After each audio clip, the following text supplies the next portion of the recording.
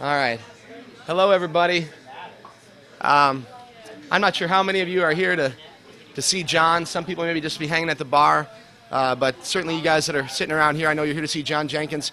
It's a really fortunate opportunity for us tonight. I'm privileged to know this guy and have an opportunity to talk with him often. And he's somebody who I think is an important figure in the future, essentially, of our planet, because he's been able to tease some stuff out of some ancient knowledge and information that I think is highly relevant. So I thank everybody for coming out tonight. If you listen to my radio program, I thank you for that too. And anyway, I hope you all enjoy it. And once again, it's a privilege to welcome John Major Jenkins. Thank you all.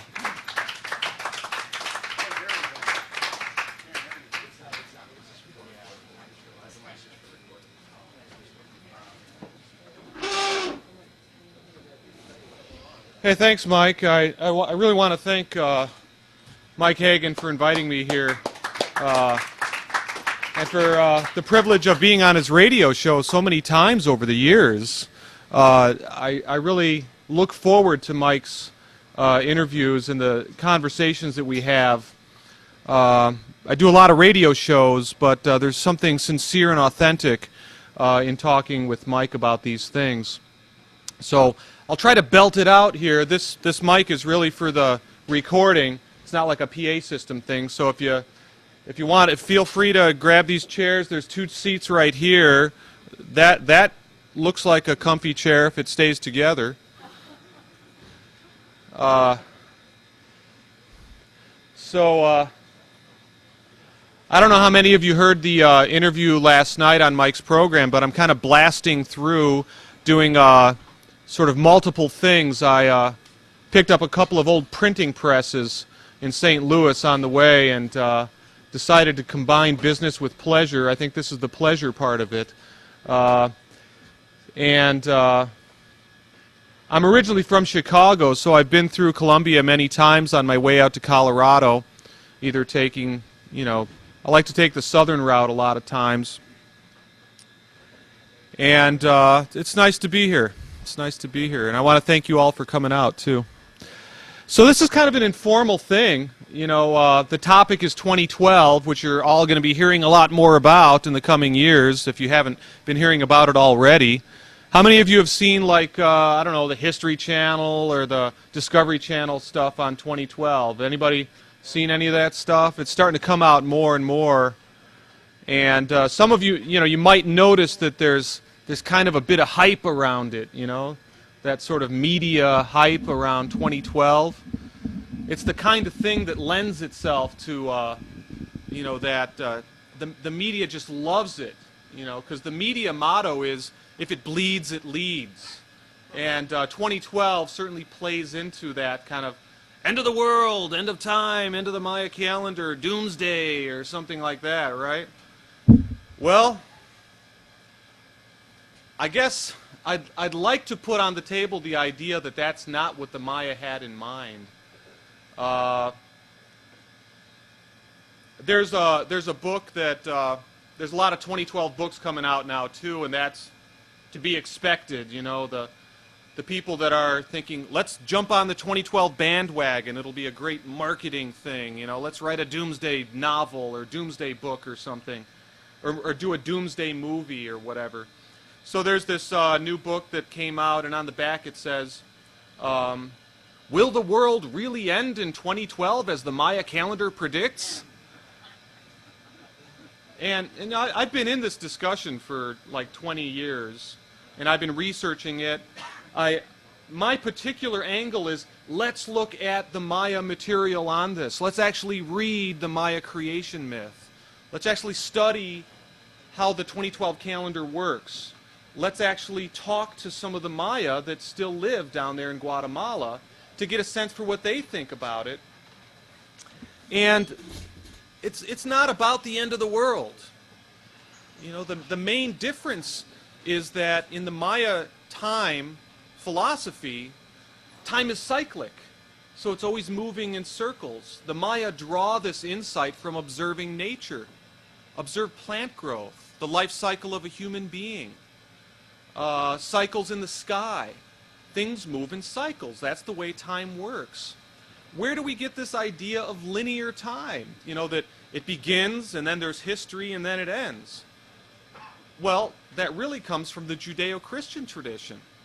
The Judeo-Christian tradition is alone in all of the world's traditions that believes in this linear time concept. All of the indigenous philosophies, Hinduism, Buddhism, they believe that time is cyclic. Well, so if time does move in cycles, you do have to admit that there is a beginning of the cycle and the end of the cycle. So what happens at the end of a cycle? Well, it's not just that time ends. And if you look at the Maya creation mythology and what the Maya have to say about this, at the end of a cycle, it's all about transformation and renewal. It's not about a final end or catastrophe or cataclysm, these kind of things. Now, having said that, transformation is kind of a loaded term. I mean, what is transformation? Transformation can be a pretty tumultuous process. You know, and how do we relate to that? How do we relate to transformation? Well, these are some of the things that I've explored over the years. I kind of got into this being interested in Native American teachings and philosophy. And back in 1986, I saved up $800 and I took the Greyhound bus to the border and took a trip to Mexico and Central America. I wanted to get to some of these villages and find out what the Maya were up to and visit some of those temple sites. And that led to the whole process by which I started studying the Maya traditions and the Maya calendar. So what is 2012? Well, 2012 is a date in the Maya long count calendar. This is a calendar that the ancient Maya put in place about 2,100 years ago. We know this because there's carved monuments from southern Mexico that have, you know, the glyphs from the long count calendar, and there's little dots and there's bars that mean 5 and the dots mean 1, and there's different glyphs that refer to the different periods of the long count. This is a real tradition. You know, this is a real calendar tradition that the Maya developed. It's called the long count calendar, and scholars figured out how it works and how this calendar relates to our own. So there's this work that scholars have done called the correlation work. So when you see like a date in the long count on a carved monument, scholars now know that, well, this date means May 7th of 755 AD. They can nail it with that kind of precision. And within this long count tradition, there is one great cycle called a 13 Baktun cycle. Lasts 5,125 years. And some of these carved monuments, they're not just talking about some local event like some king got crowned or something like that. They're actually sort of like creation texts. They're sort of like philosophical or metaphysical theoretical texts about the world and the cycles of time that the world goes through. So there's many of these creation texts that are talking about the end of this 13 Baktun cycle. And we know that the end date is December 21st of the year 2012. So this is an established sort of artifact of the Maya calendar tradition. Well, what does it mean? You know, that's been the magic question. You know, when I started getting into this back in the early 90s, you could read academic literature and you could read that the end date was December 21st, 2012. Well, to me it seemed interesting that, well, December 21st, that's a solstice, right? Doesn't that mean that, is that just a coincidence, or doesn't that mean that there's some kind of intentionality, that they intended to like pick that date to end their calendar? And I talked to scholars about this, and they would say, no, it can't be really anything about the end date, because they were all looking at the beginning date, you know, back 5,000 years ago. They were all concerned with the beginning. Because it would seem kind of strange and counterintuitive to think that they fixed their calendar by the end of the cycle. You know, they fixed their calendar system to the end.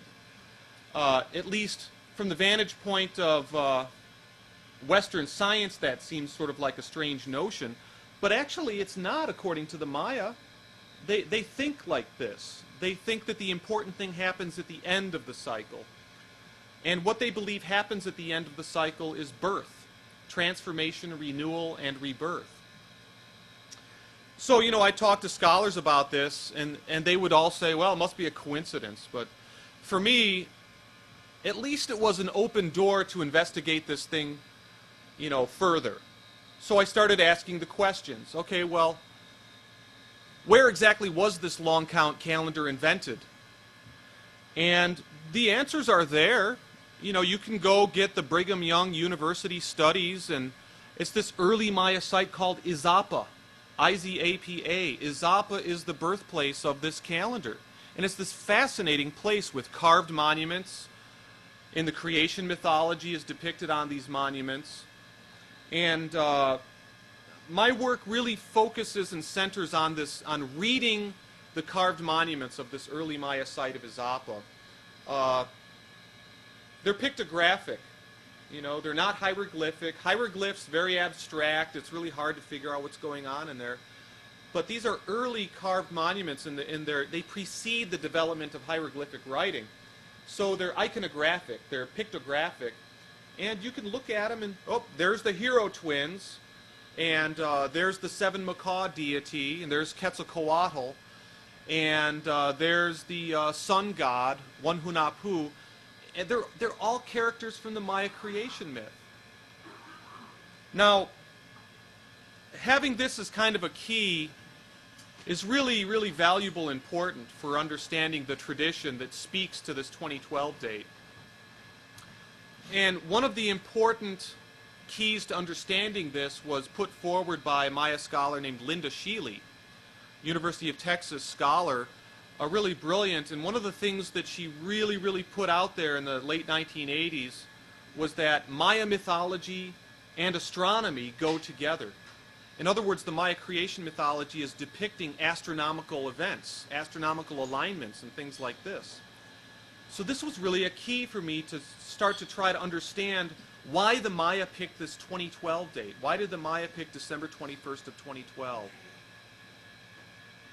So, sort of from a different angle then, I started to think about this. And this idea of vast cycles of time. Now, I happen to be an avid reader of the work of Joseph Campbell. Some of you may be familiar with his work, a great mythologist, and he talks about ancient traditions. And one of the things he's written about is the doctrine of world ages. World age doctrine, it's an idea you find in many traditions, in Hinduism, even the Norse material. Joseph Campbell would actually find world age periods in Greek mythology and so on. And it has to do with vast cycles of time. This 13 Baktun cycle that ends in 2012 is like a world age. That's how the Maya thought about it. The Maya believed that humanity passed through distinct chapters over long, long periods of time. Now, the ancient Maya, as we know, they were very, very astute sky watchers. They were brilliant mathematicians and astute sky watchers. So they were very tuned into what was going on in the sky around them. And there's one really big cycle in the sky that can be observed if you're very, very carefully looking. And it's called the Precession of the Equinoxes. You know, some of you might be familiar with this. It's a 26,000 year period. It's basically caused by the Earth. Of course, the Earth spins once every 24 hours, and that gives the day cycle. But it also wobbles very slowly. And it effectively changes our angular orientation to the larger sky, the Milky Way and the constellations. And one complete wobble happens in 26,000 years. Now, it's very, very interesting that this 13 Baktun cycle is 1/5 of a full precession cycle. Okay? Now, in the Maya World Age Doctrine, there are 5 world ages. And they generally correspond to the elements. If you look at the tradition around that, the first world age was Earth. The second world age was water. The third world age was ruled by air, and then the fourth by or fire, and then air, and then space or ether. So there's this, like, did you say it's like the Chinese? Yes. Yeah, that's true. It's part of this sort of universal tradition that you find in other traditions as well. It's an elemental kind of paradigm. And the Maya were aware of this, and so it seemed to me that this precession of the equinoxes was a key to understanding why they picked 2012. So then the next question that I asked is, well, what special thing happens within this great cycle of the precession of the equinoxes in the years around 2012? So, you know, the year is 1991, 92, 93. One of the influences for me in this work was a guy named Terence Mckenna that you might be familiar with through Mike's website and some of the interviews that are on there and the material on Terence that Mike has put together very nicely on his website. Terence Mckenna was kind of a visionary philosopher who wrote a couple of really amazing books, including one with his brother Dennis, who Mike has interviewed quite a few times.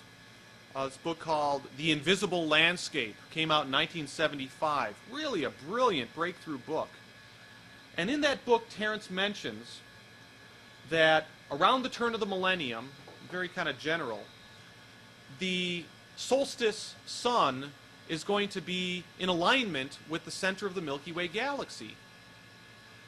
All right, so it's like, wow, this kind of jumped out at me. It's like, wow, that's pretty interesting. I started looking into the astronomy of it, and it's true. Basically how this works, it's related to the precession of the equinoxes. So the position of the sun on the equinox, or the solstice, shifts through the sky very, very slowly. Its position in relation to background constellations, or say the position of the Milky Way, you know, the bright band of the Milky Way that you can see if you look up there in August. It's kind of like a white road in the sky. It's almost like a finish line. Think of it like a finish line in the sky. And the position of the sun on the December solstice is slowly, slowly shifting with this precession phenomenon until it comes into alignment with the Milky Way once every 26,000 years. And that part of the Milky Way that contains the center of the Milky Way, the galactic center, it's up there. It's between Sagittarius and Scorpio. It's a part of the Milky Way that's wider, and it contains more bright stars. So basically then what's going on in the years around 2012, it's an astronomical fact, you can look it up and there's certain astronomers who have calculated it, is what's referred to as a galactic alignment. Okay? Now, this is a bit different than some kind of astrological, you know, bunch of planets in Cancer or a bunch of planets lining up in Sagittarius or something. This is a very, very different kind of thing because it involves the entire framework of the sky, the equinox axis and the solstice axis.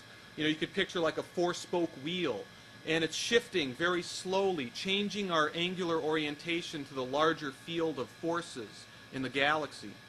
And once every 26,000 years, we synchronize, we lock up, we align with the center of the Milky Way galaxy.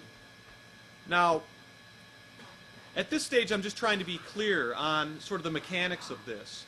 The implications of this are potentially profound, you know, really amazing. You know, I think that I'm not really an astrophysicist, but I think that astronomers and physicists should probably look at this. I mean, do these kind of alignments stimulate change on the planet? Do they somehow affect transformation? The Maya certainly believed so. Because consider this.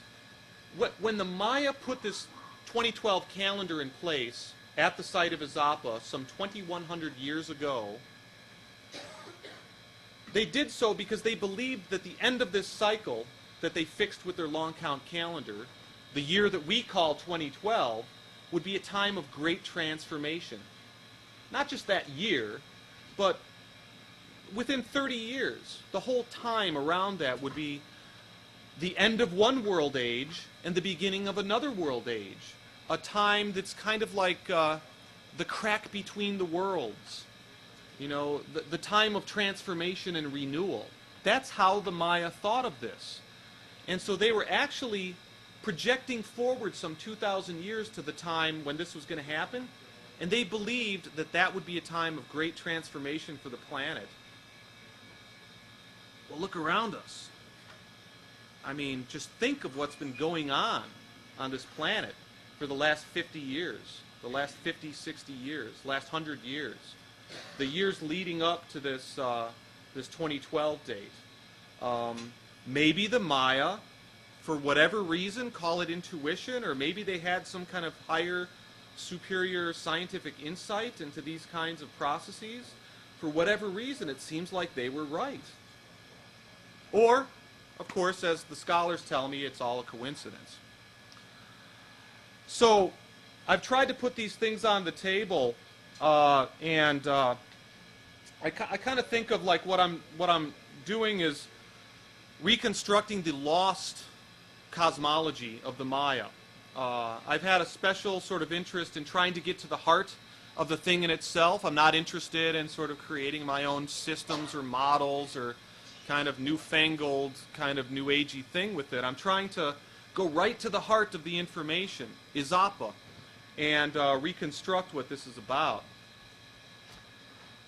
So that's kind of the basic presentation, and it accentuates the importance of this galactic alignment.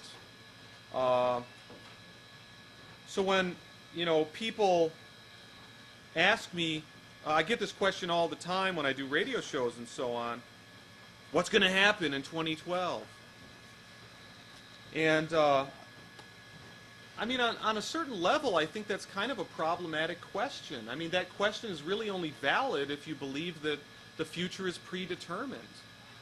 I mean, do we really think that we have no free will and the future's predetermined? Again, if we look at the Maya creation mythology, they lay out in their story, in their mythological story of the creation myth, which involves the hero twins and their father, one Hunahpu, and so on. There's really a choice involved in facilitating a successful transformation. I guess that's the best way that one can put it.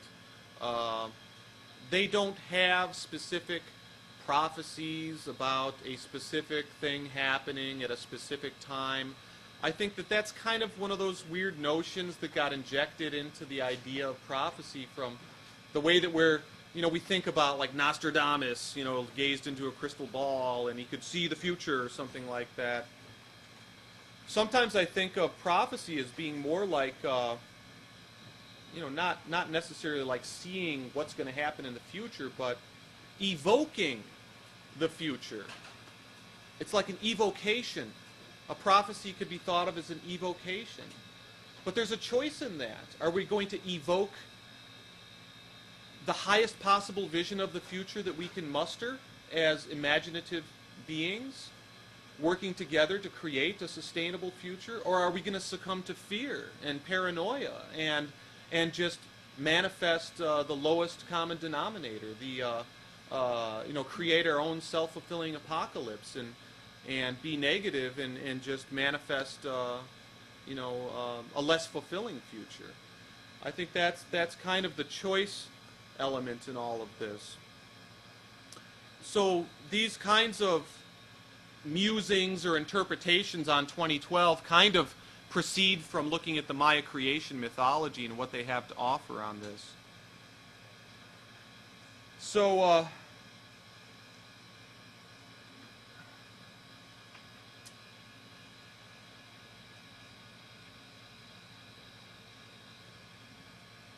I think it's amazing to sort of think of what the Maya achieved. You know, I think it's really sort of interesting to sort of just sit with, just on that sort of level, you know, to just sort of set aside whatever it might mean for us. You know, I've published many books over the years, and when I talk to editors and agents and publishers, they're always kind of saying, trying to help me, like, how do I frame this stuff, you know? What does it mean for people, you know? People want to know what it means for them today. And I'm like, why can't we just set that aside for just a moment and look at what the Maya achieved? Why does everything have to reflect back upon us and mean something specifically for us, you know? Let's just set that aside for a moment and look at what these people living down there in the jungles of Central America achieved.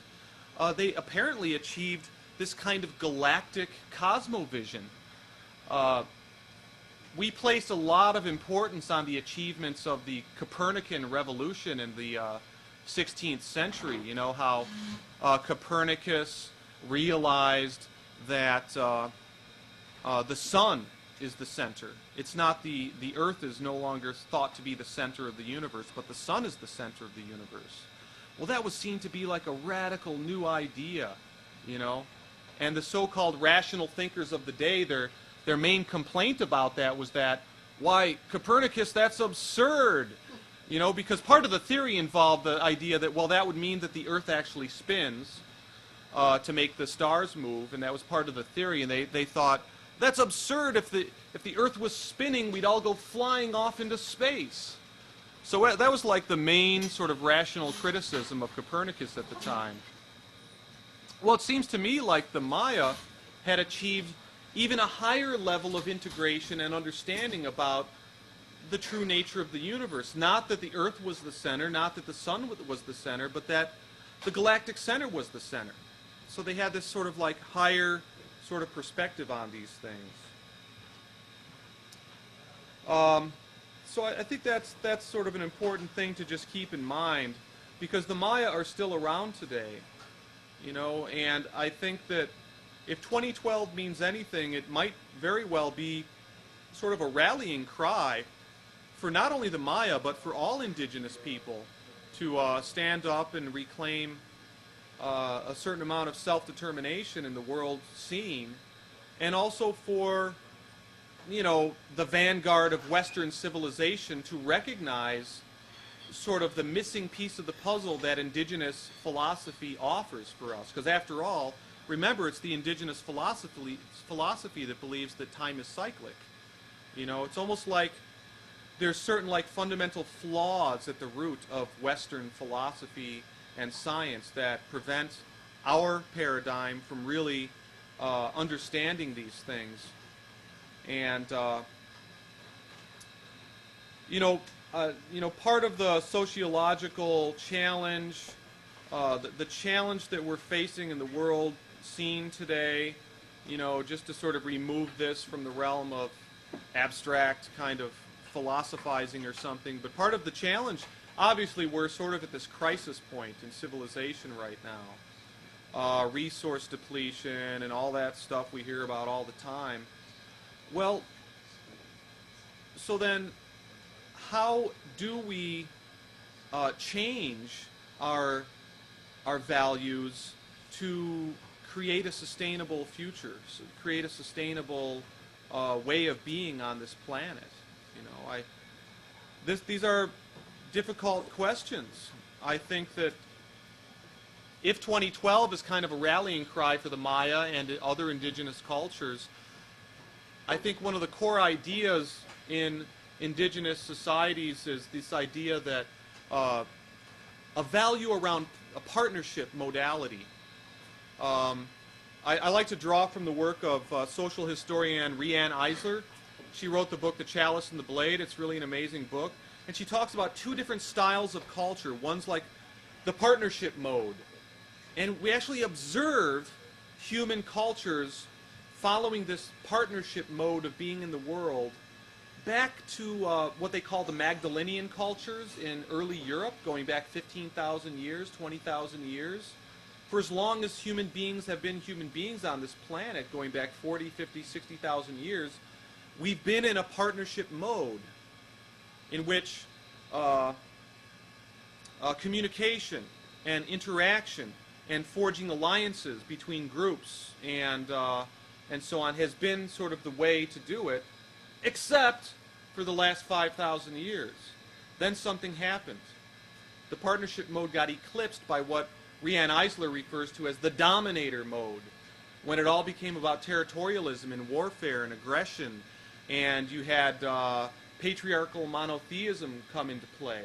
But I like her use of the terms dominator versus partnership because it degenderizes the whole thing. It's not really about patriarchy versus matriarchy or men versus women or something. It's about two different styles of being on the planet. And I believe that the Dominator Mode has led us to the brink of apocalypse. We have kind of a self-fulfilling apocalypse thing going on. Thank you.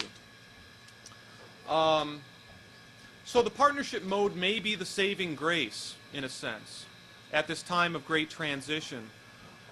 And, you know, it seems to me that there's a movement going on, the sustainable living movement, in which people are getting creative around pursuing alternate fuels and forging community alliances. You know, these kinds of things seem to be happening, and I think that bodes well. And so I think we have reason to be hopeful about what's going on. I mean, the alternative is to simply succumb to the fearmongers, you know, and just go that route. Well, I'd like to just read a little bit from Terence Mckenna's introduction to my book, Maya Cosmogenesis 2012. It's because I know how much Terence has meant to a lot of people, and Mike included.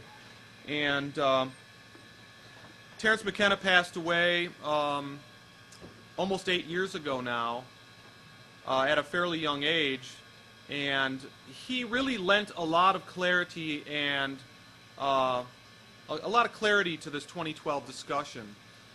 And I'll just give you a sampling of his sort of style of expressing things. This book came out 10 years ago. It's kind of the book that broke the case on the Galactic Alignment and Izapa and so on. And I asked Terence to write the introduction because he had his own theory about 2012. It was a very different kind of theory than the Galactic Alignment thing, although he mentioned the Galactic Alignment in his work. His theory involved this, what he called a Novelty Wave. This idea that you know, history is kind of like an ever-changing wave moving from between habit and novelty, newness and habit. It was an interesting theory that proceeded from his analysis of the I Ching, the Chinese I Ching, the 64-unit I Ching. There was a kind of a mathematical waveform that he decoded inside of that. But the thing about his theory is that he realized that something very important was going to happen on December 21st of 2012.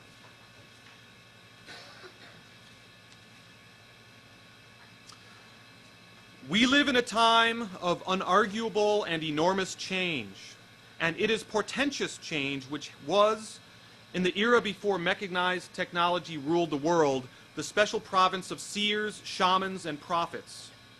We have, through the modern sciences of archaeology and linguistic analysis, sifted the world of the past for data, ideas, and visions pertinent to our own dilemma.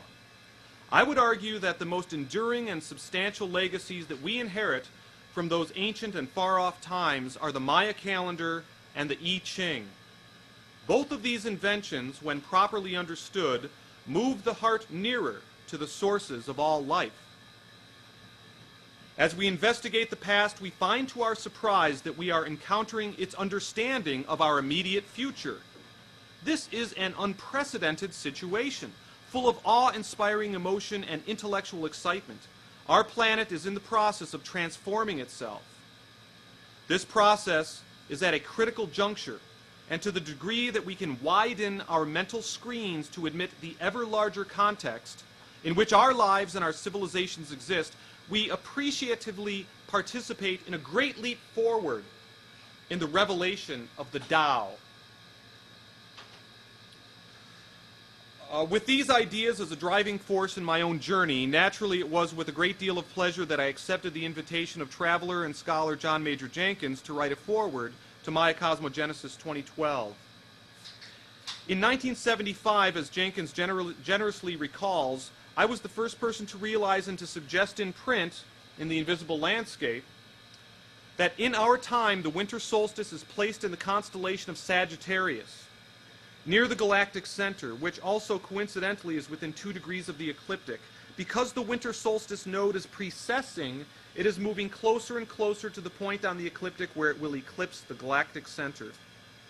The reason that the notion of the importance of a heliacal solstice rising with the galactic center was even available to me was because I, like Jenkins himself, was inspired and challenged by the ideas and speculations that had been put forward earlier in the book Hamlet's Mill. Now, this book Hamlet's Mill came out in 1969. It really was the book that sort of broke the case on showing how ancient mythologies around the world are encoding the precession of the equinoxes. Now, again, are these ancient philosophies, these ancient mythologies that are encoding processional movement, are they just some kind of ancient astrological doctrine or something like that that we should just dismiss with superiority or something like that?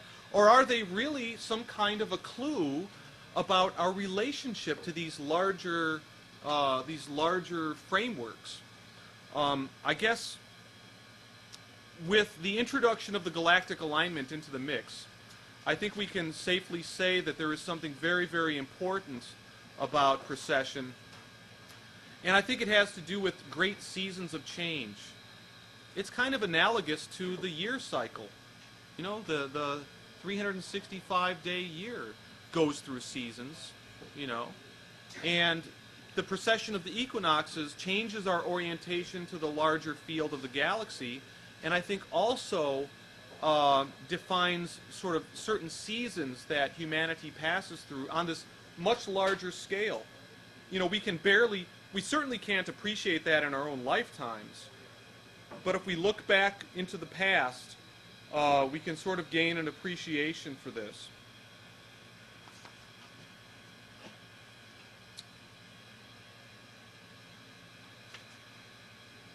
Okay, this is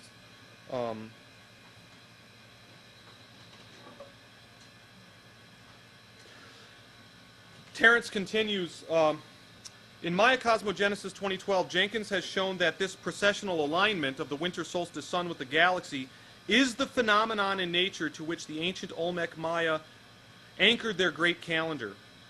This sets the stage for us to ask the deeper question, why? This would be an interesting question under any circumstances.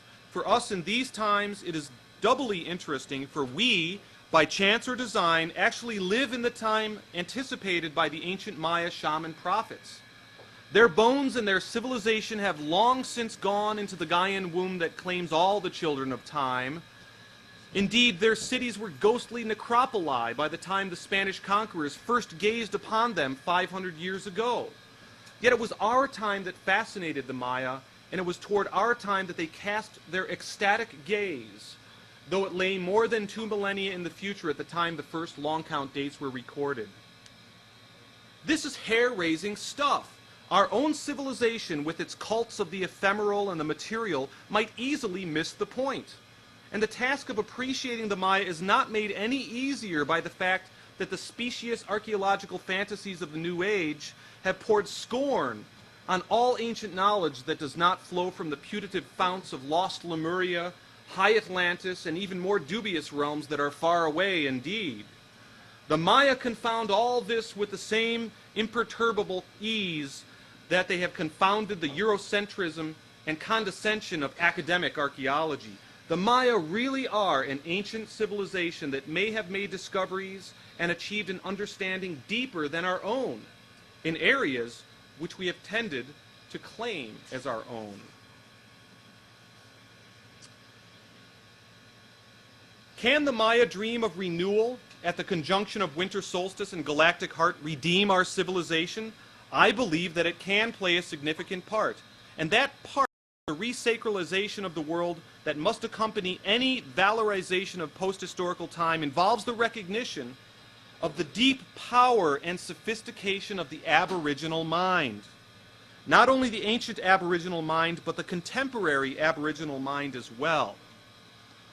As we awaken to the power of the moving sky, as we awaken to the powers that inform and illuminate many of the plants that have found their way into aboriginal medicine, as we struggle with the vastness of the universe of space and time and our place in it, as we do these things, we follow in Maya footsteps. In doing so, we should celebrate the wisdom of the Maya, ponder its depths, and wonder, after its most persistent perception, that the world is to be born at last on December 21st of 2012. That's pretty poetic stuff. Terence had a way of expressing things that was really both profound and poetic. And two things that I want to emphasize in what he's sort of covering there is, number one, that the Maya didn't predict that the world's going to end. This is some kind of weird projection of Western sciences or the Western tradition's assumptions. You know, again, it's all about transformation and renewal, not about a final end. And the second thing that Terence sort of puts on the table there is that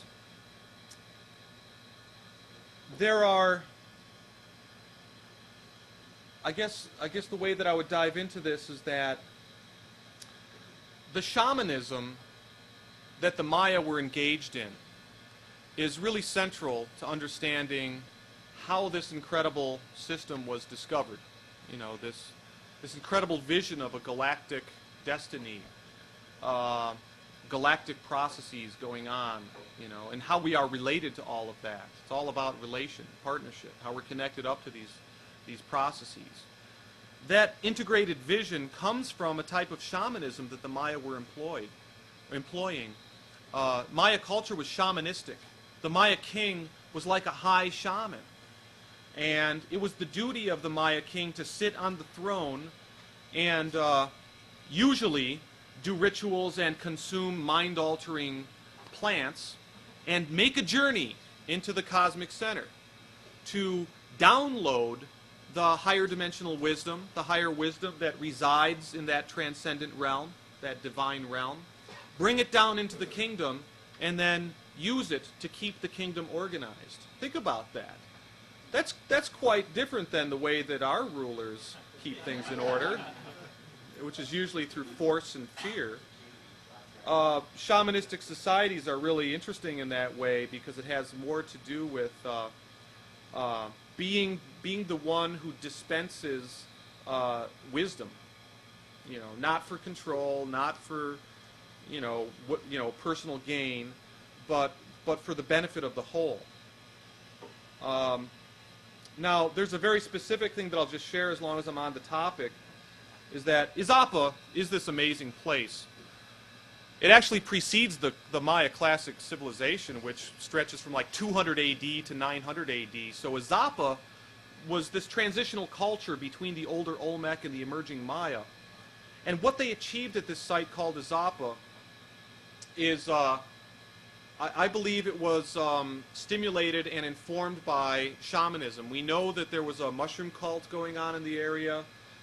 There was also other substances that the shamans of Izapa were using. It's almost like they were availing themselves of these tools of cosmic vision in order to come to these discoveries. Now, I go into this a bit more. I'll just kind of do a plug here. This is a 3-CD audio program that was just released with Sounds True. It's called Unlocking the Secrets of 2012. If you'd like to acquire any of this stuff, you know, please, you know, feel free. Here's a DVD that I produced myself. I sell through my website. hot off the presses, $10 each. $10 each. You can't get them in the store. They're only on my website. There's a couple other things here. Galactic Alignment was the follow-up book to Maya Cosmogenesis 2012 and kind of took the whole discussion of the Galactic Alignment into the global arena, looking at other traditions around the world, like Mithraism, the Mithraic mysteries, and the Hindu Yuga doctrine. And it's actually, it's almost like when you really do a re-evaluation of these world traditions, you find that this Galactic Alignment idea is like a hidden layer that's been overlooked in our own history of science and religion. It's there. It's sort of embedded in Neoplatonic philosophy and so on. So the Maya really utilized this Galactic Alignment idea as a key to their idea of how human beings can reconnect, you know, with the higher wisdom, the cosmic center, the galactic center, at the end of the cycle to facilitate a successful transformation and renewal. But it also seems to be part of a global tradition that Western civilization has completely forgotten. After all, we live in a kind of debased, despiritualized, sort of secular humanism world in which everything's relative, you know, this opinion and that opinion. There's really no vertical kind of dimension where we can connect into any kind of real truth. This is very different than the way that traditional societies and Aboriginal cultures think of the way that reality is really structured. So I think that, you know, there's almost like a healing that needs to take place. We live in a wounded society. You know, we live in a society that, you know, existentialism rules supreme. You know, depression is rampant. You know, medication for depression is profitable. It's a pretty sad state of affairs. You know, we sort of need to take back our own power as human beings and disconnect ourselves from the illusions. You know, the illusions that keep us, you know, trapped into the way that things are. And the way that things are is leading us to the brink of apocalypse. So we need to get, you know, get conscious and get real and get connected and co-create. You know, really think about these things. And I don't know. This is kind of looks like we had a really good turnout here, Mike. Quite the crowd here. I'm really psyched that everybody turned out. I really appreciate everybody coming out tonight, and you know, this is kind of an informal thing, so I guess if you have any questions, feel free. Yes? I'd like to know why the Mayan divided their grand cycle into 5 parts, whereas the astrological framework is 12. That's a great question, and John, could you repeat the yeah. question? Yeah, that's a great question. The question is, why did the Maya divide this 26,000-year period into 5, whereas in the Western astrological tradition, we have the 12 signs of the zodiac? And also, did they have, within that 5 division, is there any overlap with the astrology of the 12 signs that we know from Babylonian and Greek and Egyptian, you know what I mean? Right. I think Yeah, I know where so you're going with is there that. any correlation there? The second part of the question is there any overlap in the sort of divisions into 5 with divisions into 12? Like, for example, we're approaching the end of the age of Aquarius. Yeah, sure. Well, And- specifically, like, did the Mayan have an analogous construction within that 5 division that is, like, reminiscent of the 12 signs? And, you know, we attach all these meanings to the different signs. Yes, they did. They attach, They did, and it has to do with the 5 elementals. is that, okay, and is that named, the 5? Each of the 5 each age- epic is their name? Yeah, each of the 5 ages we see, especially we see this in the Mesoamerican, the sunstone, that most people are probably familiar with that, with the face in the middle and the big stone and the serpents around the end. And the center of that you have 1, 2, 3, 4, the 4 corners, those are the 4 world ages, and then the 5th age is in the center. So you have the 4 directions, and the 5th direction is exactly in the center. And each one has a name. You know, there's the first one is the age of the jaguars, and they correspond to the different elements, as I sketched before. So there is an analogous kind of usage of this. It has to do, basically the parallel between the Western astrological idea and the Mayan idea is that there's kind of a soul journey. You know, there's almost like a life wave of humanity that is passing through. The collective life wave of humanity is passing through this journey, having experiences to integrate the different elemental forces, or like in the 12 signs of the zodiac, you have you know, different forces ascribed to each one, different sort of personality characteristics. So the idea is that at the end, you have a time then when all of the different variations of humanness have been experienced, and humanity can sort of come to a complete unified appreciation for what it is to be human. So I think that's kind of the parallel. Yeah. What elemental are we in at this time in the Mayan? What elemental are we in the current world age? That would be the fifth, which is space. So in the Aztec calendar stone, it's actually symbolized by quake. Earthquake is the day sign in the middle.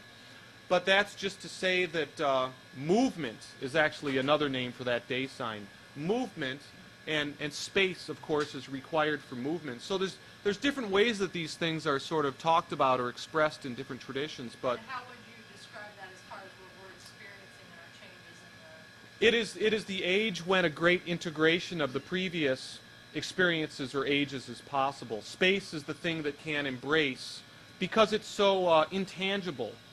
All things can exist within the larger space of the fifth age. You think so? In the final frontier. Our mind tries to define where we're going, the more than... Right, right. Well, that's really interesting because you know, there's kind of this ultimate question in this whole discussion that involves, you know, the idea that it's really about, is it about our relationship to the galactic center? What is the galactic center anyway? Well, it symbolizes the cosmic heart and source, or the infinite source or something. Ultimately, I think that this is really about our relationship with the great mystery. Are we going to be open to the great mystery, or are we going to be closed to the great mystery? That's kind of, you know, on a certain level of the discussion, that's the choice, you know. Yeah, Are we going to be open or control closed? our destiny versus Right, being open to what is present? right, exactly. Yes. You mentioned that these are individual choices, that free will is involved. Could you talk a little bit about individuals and how we as individual people play into it? Because rather, I think some people tend to get stuck on the 2012 thing, and it's sort of paralytic almost, where they think, oh, well, the big changes are coming, I'll just kick back and wait for it, and Right. and hopefully everything will work out. Maybe talk a little bit about personal transformation, because I know from many of our conversations that one of the primary philosophies was this idea of the fractality of the world, and as above, so below, and that these larger processes actually could be mirrored in very small processes like individual people. Yeah, yeah. Well, Mike was talking there about the free will choice that we each have as individuals, you know, how we each choose to relate to this.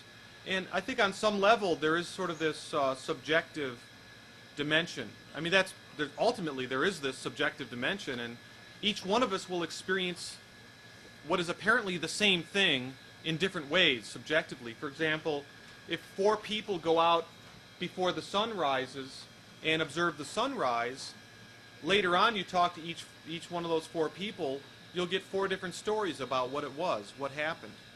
Now, Mike also mentioned that there's kind of this paralysis that tends to happen when it's like, what's going to happen? Just tell me what's going to happen, you know. And I think that's kind of like the idea that, you know, what's going to happen in 2012 is sort of the wrong question. It's kind of like, sitting around and waiting for the bus to arrive, not realizing that you are the bus. And it ultimately comes down to, you mentioned personal transformation. This is a very sort of personal thing. I don't know, I guess it comes down to one's own feeling as to whether one wants to go on a journey of deepening understanding about what it is to be human, I guess. Again, that whole thing is a free will thing. I'm not here to evangelize about that. If one feels the calling to understand more deeply one's connection with the whole and that kind of thing, there are traditional methods for doing that, whether it's the methods of shamanism or good old-fashioned meditation or prayer. There's different things that people can do to feel more centered within themselves. I think it's not about perfection or something. It's not about achieving perfection. I think it's more about, as Carl Jung would say, the great psychologist, it's about wholeness, And there's a great, very deep satisfaction that comes from experiencing one's wholeness, one's unity within oneself and with the cosmos. To experience that essential unity between the inner and the outer, the above and the below. That is an incredibly fulfilling experience to have. In the great mystery traditions of the West, it's called the initiatory experience. Even if it's just a glimpse that happens at one time in your life, it can catalyze your entire relationship to other human beings, to the world, to yourself. So, I guess, I think it all comes out, it all begins within. The transformation of the world, if this is about the transformation and renewal of the world, the state of the world, I think, is an expression of the inner state of humanity, And I think that a successful positive transformation in the world sort of has to begin within. I've been talking about the sustainable living movement, and there's some pretty serious problems going on. It's like we've inherited this crazy enterprise where everything's kind of falling apart, and these values and these systems and institutions that held America strong for X number of decades, they're not working anymore, and we're getting stuck. We have to sort of creatively revision and revise these things, and to a certain extent, because we've inherited and we've bought into these kind of systems that are really expiring in terms of their value, we have to do some personal inner work in order to disconnect ourselves from what we bought into. And I don't know, that sounds kind of, yeah. Why don't you take that a little bit further in talking about dreaming the world into being, and right. any of the experiences that you've had working with the shamanistic cultures, and what techniques, practices, because I believe prayer and meditation are all that for us on an individual level. Right. And I kind of feel that draw to develop groups that want to dream the world into being. Well, that's a really... I'm sure about how to yeah. facilitate. That's a really good point. And your name? Diana. Diana was talking about sort of getting together in community situations in order to work together to, you refer to it as like dreaming the world. I think of this also as sort of like a community-based sort of style, like getting together as communities to, one of the things that,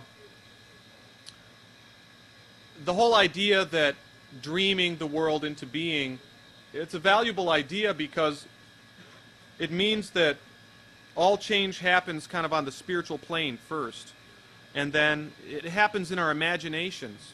And I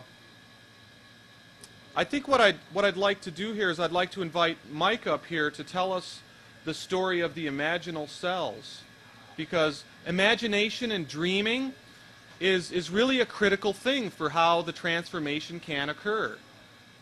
This is a great story. Well, it's interesting because the law of attraction is way out there right now, and so it's kind of the interesting Yeah. paradox of that whole what we focus on manifest, but it's more. It is a physical event that is going to happen that we are in the middle of, essentially, in the stars above our heads.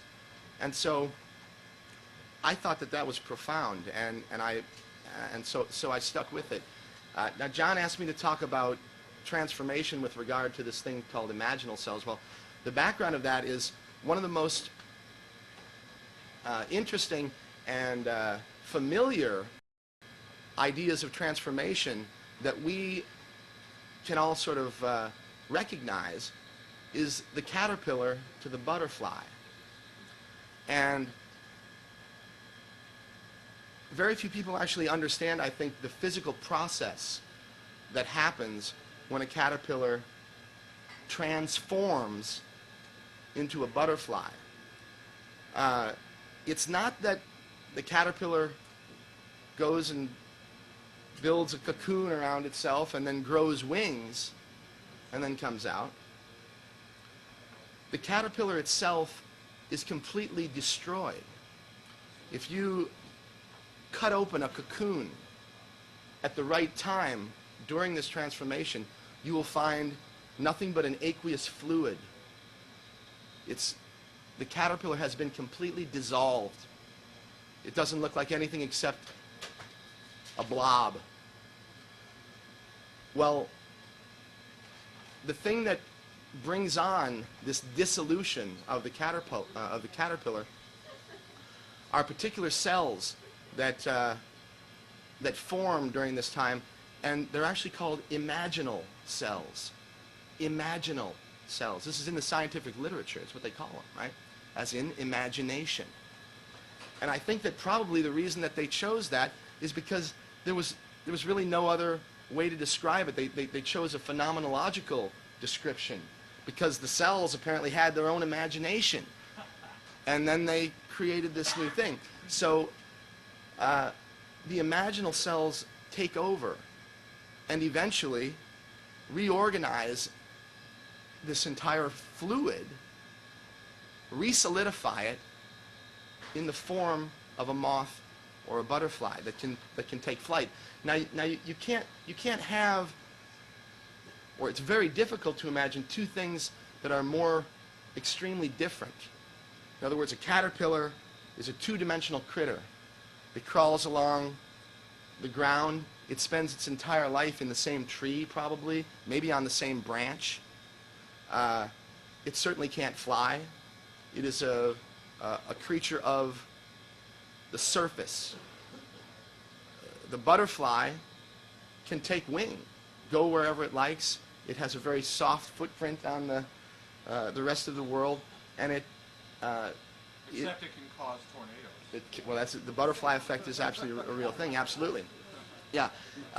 But it is an extreme transformation of critters, and I think one of the most important things to recognize about this is that as the caterpillar is dying, and this is what happens. The caterpillar dies. It's dissolved. It's destroyed. Its own immune system attacks the imaginal cells that are working for its own transformation. So in a way, my intuition is that the caterpillar doesn't realize that it's going to become a butterfly. The caterpillar thinks it's dying, right? And it's doing everything it can to stop this process, right? Well, does that sound familiar to what's happening here on this planet? I think of John as an imaginal cell, right? And that the immune system of the Western materialist, reductionist, institutionalized paradigm is, attacking those types of cells because they don't see the transformation. They see death, the end of their game. And that's exactly what's happening. And it's a question of how violent the transformation will be, how smooth it will be. But something is happening, I think, and my intuition is that those of us who recognize that something is happening, we don't have to know exactly what's happening. Nobody knows what the hell is going on. Anybody who tells you knows what's going on, run for the door, because they're talking bullshit, all right? People need to recognize that nobody knows what's going on. John mentioned our relationship to the great mystery. Well, that's what it is. It's a great mystery. And my opinion is that our participation in that mystery right now during this time might be best looked at as sort of midwifery. That our job is to sort of help the thing along.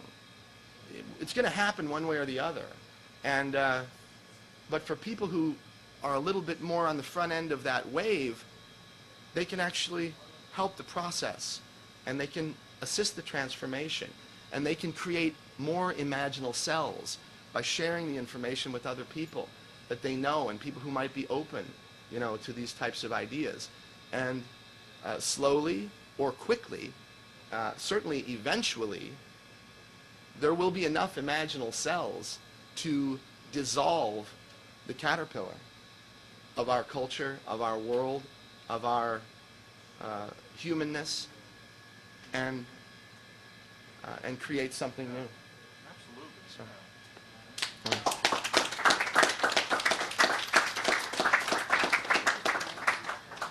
Yes. Some things to, like little pictures to put together in relation to what Melchizedek means. When I called in last night about Yes. the Old Testament, this Thomas Cossack, who is evidently onto the same things you are earlier, and I was too. I started my stuff in the 80s. The connection between the galaxy, Milky Way, milk. It's the milk goddess. In the Old Testament, Abraham is the stargazer, the astrologer, the magician. So these are the shaman priest. These are old things that we have lost touch with what they mean. The Book of Deborah, Gail, Gala, Jael. Jael is the milk priestess in the Book of Deborah. And that connects to the mount that Jesus goes, Ephraim, but the twins. So this is big. But what I'm trying to say is, Dek means judge, so Deborah is the judges. Yeah. We have misinterpreted what these old, or at least what was included in the canons Yes. that have been taught to us. Everything has just been totally twisted out of In the biblical, all understanding. in the biblical tradition, You're talking about the waves and the I Ching. All of this ties in there. Absolutely. Yeah. There's even the old ancient chess things are in Deborah, and that's one of the first things I noticed in the 80s, trying to figure out what are these meanings, why are they in there? But the I Ching is also the book of the well, the sacred well, and the Welsh, the most sacred well of creation is the Lan Lan, the lake of waves. Yeah. So Yeah. can you see, I'm pulling something together, and the Celts have something to do with this, because Yeah. I've seen so many things that were so mistranslated in our testaments, in our so-called Bible.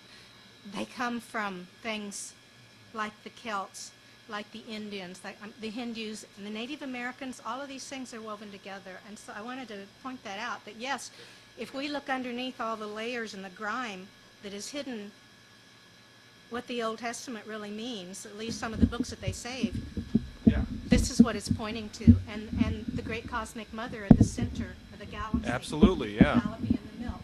All of that. It's all tied in there. And we just have lost those kinds of Yeah. juicy images of everything. And the female. Absolutely. And your name again? Deborah. Deborah. Deborah called into the show last night, and she pointed out this amazing book. And what Deborah is sketching there is the way that in our own Western, at the core of the Western tradition, early Christianity, even like Old Testament, symbolism and traditions, this stuff goes way back. It's part of this very, very early tradition in Europe, basically, that Europe was shamans. It was all over the place. yeah, Everywhere. and the And key it's not just priests, it's priestesses too. Absolutely. Egalitarian, when you talk about partnership model, that's all in there. That's right, and there's this component that has to do with the transforming power of the Great Mother. That the transformation and the renewal happens through the Great Mother of Rebirth. And one thing I didn't really get into is how the Maya understand the Milky Way as the Great Mother. So when Father Sun, the December solstice sun, comes into union with the womb of the Great Mother, the galactic center, that's how the transformation happens. It happens through the Great Mother principle. Now, Deborah also mentioned how these things have been sort of distorted and winnowed out of the official interpretations. Even scholars in the 19th century, 20th century, they look at these old traditions, they're doing translations of the ancient scripts and the Hebrew and so on, and they're not perceiving this level of the symbolism because they're not disposed to seeing it because of the biases, the biases in our own traditions. So it has to be really emphasized that we are at this point of shift, you know, and it's when I believe the old shamanistic traditions and the value and the mysteries that they hold, it's kind of like it's what we're missing in a sense. It's like it's the wisdom that we're missing, and it's a wisdom that we can all connect into directly for ourselves. We don't have to go through some secondary intermediary in order to get there. See, that's sort of the heretical message that the established Orthodox religions don't want people to believe because they want to control the access to personal empowerment. So, thank you for sharing that with us. That's a very, very important central part of the whole discussion. Is there any other questions? She has one. Okay. Go. I was wondering if you've read James Lovelock's recent book, The Revenge of Gaia, and if you know anything about it, you can correlate that to your own work.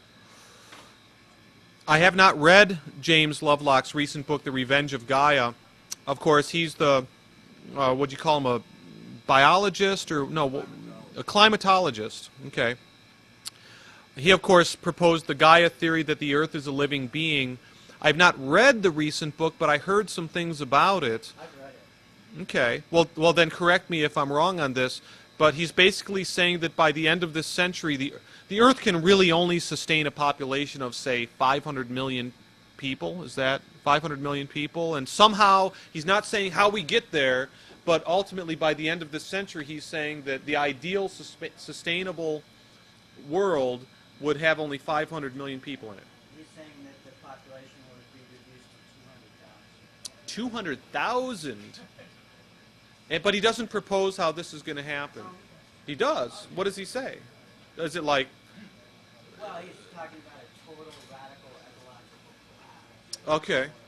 Yeah. Saying that the models, the scientific models used by the climatologists across the world right now are so far off base. They're behind the curve. In terms of global warming and They're global behind the climate curve of change. What's happening Yeah. in the models that they work to push up. It's an incredibly gloomy picture. Maybe they're holding back a little bit, yeah. It's not a 10-foot rise in the ocean. It's a minimum of 40 feet. And he's He's got... also the world's foremost ecologist. Yeah. Okay. Mike wants to add something to this. I'm sorry. I always have to jump in when I hear the big population reduction people. Not that that's you guys. That's Lovelock, right? But there are plenty of people that are saying that there's going to be a major something or series of some things that are going to happen that are going to cause the population, the human population of the planet, to be reduced significantly. We have close to 7 billion people, they tell us. I don't know who knows. In fact, I'm not sure if anybody knows how many people are on this planet. Anybody who can count to 7 billion, come on, all right? But I think that it's I think that it's sort of way too abstract. In other words, if you take the idea that 500 million people is the sort of a nice healthy number of humans to have on this planet, that means a reduction of about 97%, right? That means that, It's 90. well, it's a lot, okay? And so I also think that anybody who's saying 50 years from now, 100 years from now, 10 years from now, I think it is utter foolishness. I think that nobody has enough data to tell you anything about what's happening 50 years from now. Could anybody in 1950 tell you about the internet? Absolutely not. Not even a clue. They thought that they didn't even have the first computer back then. But when they did get the first computer in 1970 or so, they thought that that was just a little fly-by-night thing that would never even have an impact on the planet. So I'm always very reluctant to take science and scientism at its face, because you can create models for anything. See, what scientists like to do is make models. They say, well, we don't know exactly how it is, but we got a model. And our job is to always make our model better, right? Well, when it comes to global warming or global climate change and this sort of thing, the butterfly metaphor comes right back into this thing. The processes that are underway on this planet are so complicated and so dynamic with so many variables that I am willing to argue with anybody that you can create a model to show anything. Yeah. And so I can make a model that shows that the planet can comfortably sustain 12 billion people. Well, how? Well, new energy technologies maybe, certainly things have to change. But I think that it's dangerous to assume that anybody knows what's going on. And I think that the climate change issue is one of these ones that's really front and foremost. Carbon dioxide, a lot of carbon dioxide. He says, oh my God, too much carbon dioxide. Maybe there's, now I'm just playing devil's advocate here, but maybe there's a threshold level of carbon dioxide that Gaia has in mind, right? Maybe the carbon dioxide level has to reach a certain point that will trigger a genetic shift in our species that will bring us to this next level of humanness or whatever. Maybe, in other words, anything can happen. Nobody knows what's going on. All they're doing is observing things that are happening, but we have only a rear view mirror, right? So it's like you're driving forward, but you're looking behind you.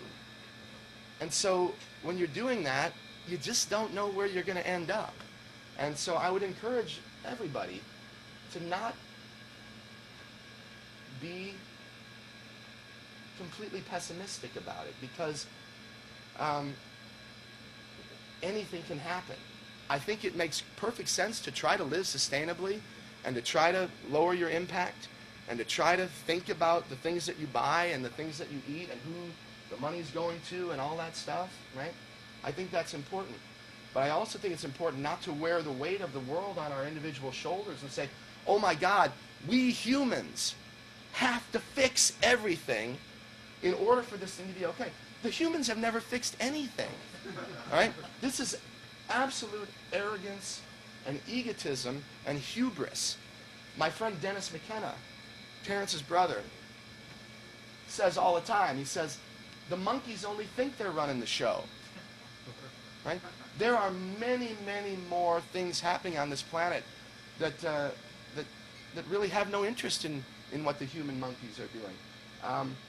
So I just wanted to add that, and certainly there is a potential for a cataclysmic future where there's a major reduction in population via war, pestilence, the same old stuff, the same old stuff that we've been dealing with for the last 5,000 years.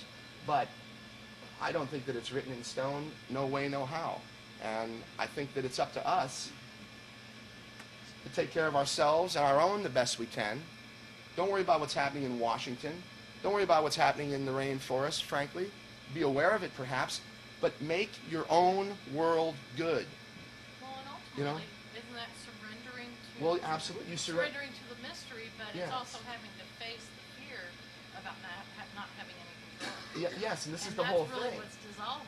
Well, if you look at shamanism, psychedelic shamanism in particular, you'll find that one of the main components of that is a surrender, a release of the ego for the so to be able to accept the fact that we don't have control, and you don't have control of anything, whether you think you do or not. All right, you don't.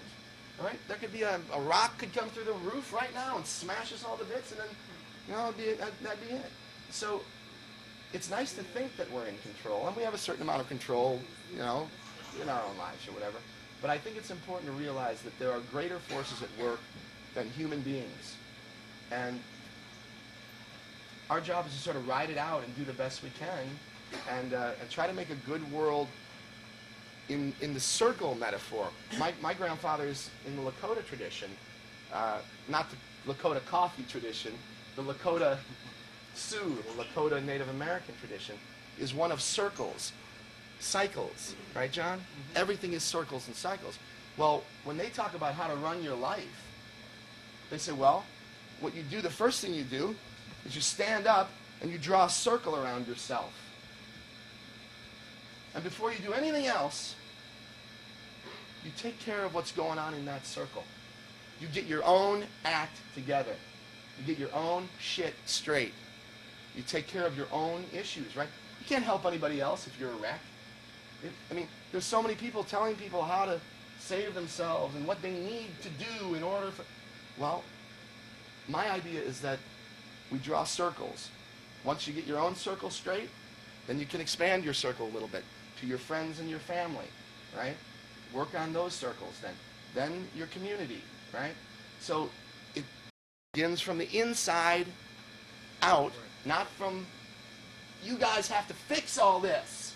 Hey, in other words, it's not that. It's we have to fix things.